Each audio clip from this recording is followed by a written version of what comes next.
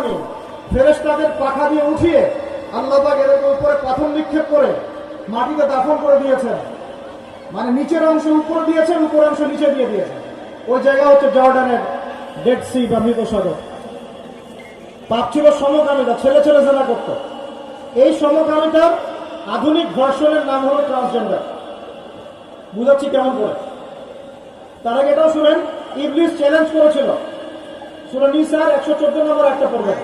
ইবলিস এই চ্যালেঞ্জটা করেছিল আল্লাহকে, ওয়ালা আমুরান্নাহুম, হে আল্লাহ আমি আদম সন্তানদেরকে আদেশ করব, পৃথিবীতে আদেশ করব, ফালা ইউগাইয়িরুন্না খালকাল্লাহ, তারা আল্লাহ পাকের সৃষ্টিকে বিকৃত করে ফেলবে।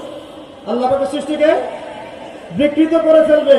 এখন ওই যে বলতেছে যে বাইরে বাইরে ছেলে, ভিতরে ভিতরে মেয়ে, তারপর সার্জারি করে মেয়ে হয়ে গেল।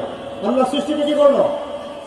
এখন এ যদি কারোর সাথে যৌন মিলন করে, নাউযুবিল্লাহ, তাহলে কার সাথে